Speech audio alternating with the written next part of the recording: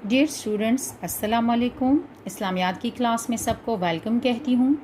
Students, ہم نے سبق نمبر 6 سٹارٹ کیا تھا، جس میں ہم نے حضرت نوح علیہ السلام کا قصہ شروع کیا تھا، اور ابھی ہم صفحہ نمبر 29 کی پڑھائی کریں گے، لیکن اس سے پہلے آپ سب اپنا ہوم ورک نوٹ ڈاؤن کر لیں۔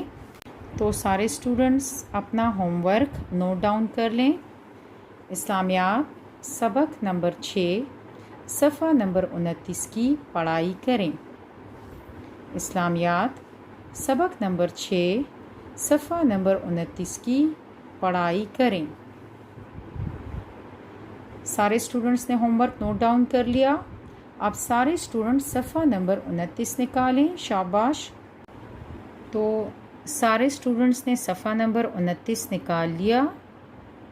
تو اسٹوڈنٹس، پچھلے لیکچر میں ہم نے حضرت نوح علیہ السلام کے بارے میں پڑھا تھا کہ حضرت نوح علیہ السلام اللہ تعالیٰ کے پیغمبر تھے، اور آپ نے تقریباً 900 سال تک لوگوں کو اللہ کی طرف بلایا، لیکن اس میں صرف 80 لوگوں نے دین کو قبول کیا، ٹھیک ہے۔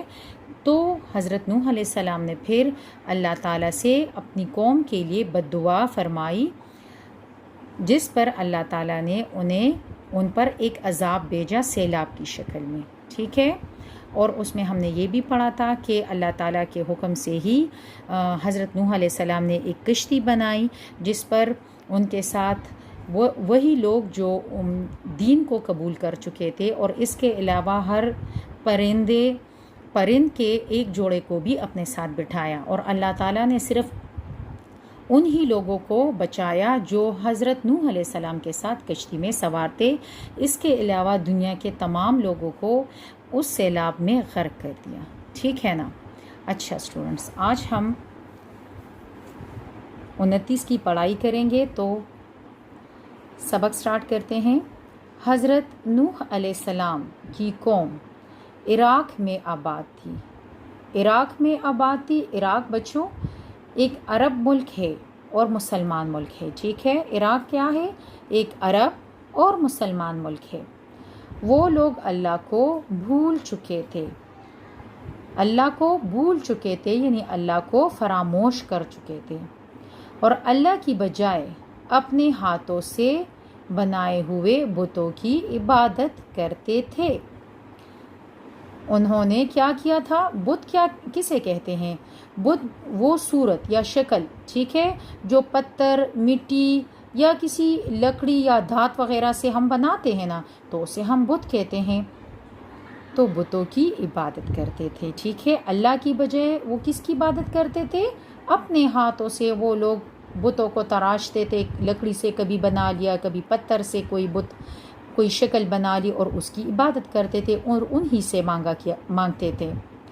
آپ علیہ السلام اپنی قوم کو اللہ کی عبادت کرنے اور اس کے سوا کسی اور کو اپنا معبود نہ بنانے کی تعلیم دیتے، اور آپ علیہ السلام کیا کرتے کہ اپنی قوم کو یہ کہتے کہ اللہ کی عبادت کریں، اور کسی اور کو اپنا اللہ یا لائق عبادت کو نہ بنائیں، ٹھیک ہے۔ صرف اللہ کو اپنا معبود بنائیں، بتوں کو اپنا معبود نہ بنائیں۔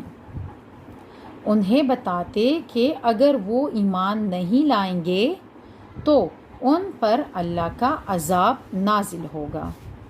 اور حضرت نوح علیہ السلام اپنی قوم کو کیا بتاتے تھے کہ اگر وہ اللہ تعالیٰ پر ایمان نہ لائیں تو ان پر عذاب نازل ہوگا۔ عذاب کا مطلب ہے تکلیف، یا عذاب ہم کہتے ہیں گناہوں کی جو سزا ہوتی ہے اللہ تعالیٰ کی طرف سے، اسے ہم عذاب کہتے ہیں۔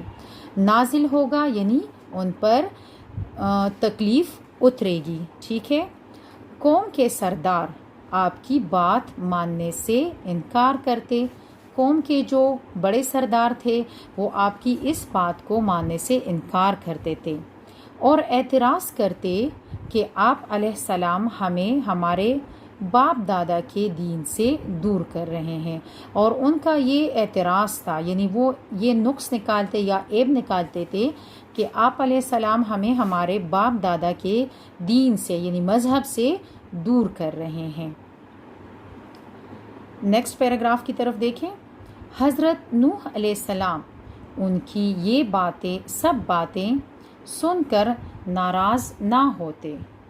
جب نوح علیہ السلام کے سامنے وہ اس قسم کی باتیں کرتے تھے نا کہ آپ کیوں ہمیں بتوں کی عبادت کرنے سے روک رہے ہو، یہ تو آپ ہمیں اپنے باپ دادا کے دین سے دور کر رہے ہو، تو یہ باتیں سن کر حضرت نوح علیہ السلام خفا نہیں ہوتے یا ناخوش نہیں ہوتے، بلکہ انہیں نرمی سے سمجھاتے، نرمی سے یعنی دھیمے پن سے، آرام سے، آہستہ سے انہیں سمجھاتے کہ میں اللہ کا رسول ہوں اور اللہ کے پیغامات تم تک پہنچانے آیا ہوں۔ پیغامات، پیغام کی جمع، اور اس پیغام کا مطلب ہے خبر، یعنی اللہ تعالیٰ کی خبریں تم تک پہنچانے آیا ہوں۔ تم اگر میری بات مانو گے تو اس میں تمہارا ہی فائدہ ہوگا۔ فائدہ کا مطلب ہے نفع ہوگا۔ آپ علیہ السلام کی ان باتوں سے تنگ آ کر آپ علیہ السلام کی قوم آپ علیہ السلام کو گھیر لیتی اور مارنے پیٹنے لگتی، ٹھیک ہے؟ یعنی وہ حضرت نوح علیہ السلام کی قوم اتنی بدتمیز بھی تھی اور اتنی عجیب سی قوم تھی کہ وہ آپ علیہ السلام کو گھیر لیتی، یعنی ان کے ارد گرد جمع ہو کر انہیں مارنے پیٹنے لگتی۔ وہ آپ علیہ السلام کو اس قدر مارتے کہ آپ علیہ السلام بے ہوش ہو جاتے، ٹھیک ہے نا؟ اتنا زیادہ وہ آپ علیہ السلام کو مارتے کہ آپ علیہ السلام بے ہوش ہو جاتے، یعنی ہوش میں ہی نہ رہتے اور گر پڑتے۔ جب آپ علیہ السلام ہوش میں آتے تو دوبارہ انہیں تبلیغ کرنے کھڑے ہو جاتے۔ تبلیغ کا مطلب ہے احکام شریعت پہنچانا، ٹھیک ہے؟ شریعت کے جو احکام ہے وہ لوگوں تک پہنچانا، اسے ہم تبلیغ کہتے ہیں۔ 3rd پیراگراف کی طرف دیکھیں۔ آپ علیہ السلام نے تبلیغ کا سلسلہ کئی سو برس تک جاری رکھا۔ کئی سو برس، میں نے سٹارٹ میں ہی بتا دیا تھا آپ کو کہ آپ علیہ السلام نے 900 سال تک لوگوں کو اللہ کی طرف بلایا، ٹھیک ہے نا؟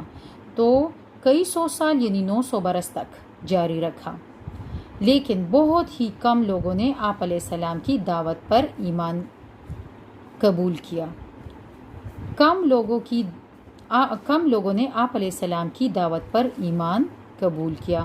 کم لوگ کتنے تھے؟ میں نے آپ کو بتایا تھا نا کہ تقریباً 80 لوگ تھے۔ اچھا، اپنی قوم سے نا امید ہو کر آپ علیہ السلام نے اللہ سے مدد چاہی، اور اپنی قوم سے مایوس ہو کر، نا امید کا مطلب ہے مایوس ہو کر، آپ علیہ السلام نے اللہ سے مدد چاہی۔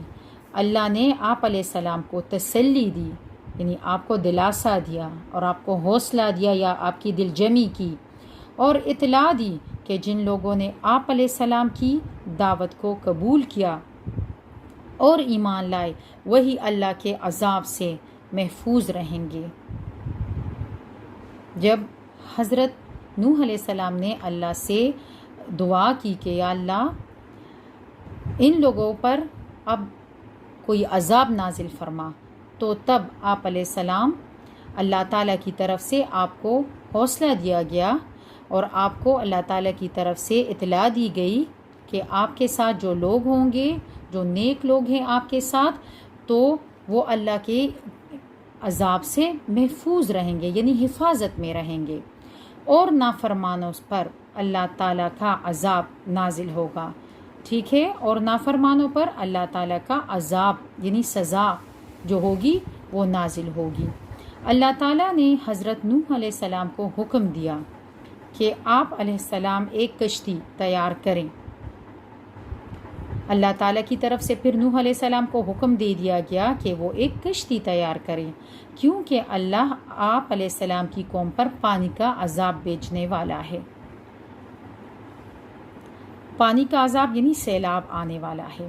حضرت نوح علیہ السلام جب کشتی بنانے لگے تو لوگ انہیں دیکھ کر پوچھتے کہ آپ یہ کیا بنا رہے ہیں۔ جب حضرت نوح علیہ السلام کشتی بنا رہے تھے تو لوگ پوچھتے تھے کہ آپ یہ کیا بنا رہے ہیں۔ آپ علیہ السلام اپنی قوم کو اللہ کے عذاب سے ڈراتے اور ایک بہت بڑے طوفان کی خبر دیتے۔ اس پر آپ علیہ السلام کیا بتاتے کہ آپ علیہ السلام نے کہتے کہ اللہ کی طرف سے ایک عذاب نازل ہوگا، اور ایک بہت بڑے طوفان کی خبر بھی دے دیتے تھے کہ ایک بہت بڑی آفت جو ہے وہ آنے والی ہے۔ ان کی قوم ان کا مذاق اڑاتی، ان پر ہنسی کرتی، ان پر تمسخر کرتی اور کہتی کیا خشکی میں کبھی کشتی چلتی ہے؟ کہ خشکی کا مطلب ہے خشک زمین جو ہوتی ہے، خشک زمین کو ہم خشکی کہتے ہیں، ٹھیک ہے۔ ایسی زمین جہاں پر پانی نہ ہو، جس طرح ابھی ہماری یہ کلاس ہے، ٹھیک ہے، آپ کا گھر ہے، تو یہ کیا ہے؟ یہ خشکی ہے۔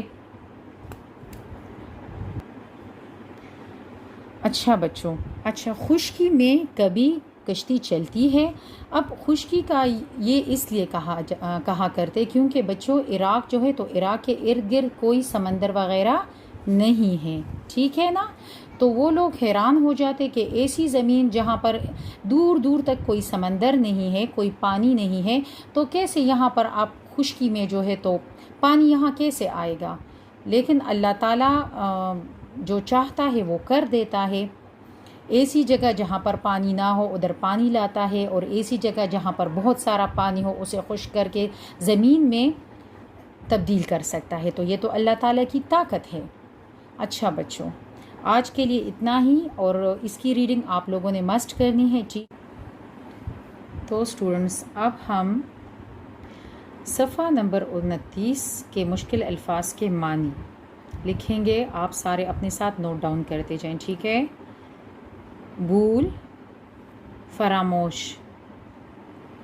بتوں، وہ صورت جو پتھر، مٹی، دھات یا لکڑی سے بنائی جائے اسے ہم بت کہتے ہیں، ٹھیک ہے؟ عذاب، گناہوں کی سزا، ناراض، خفا، پیغامات، پیغام کی جمع خبر، تبلیغ، احکام شریعت پہنچانا،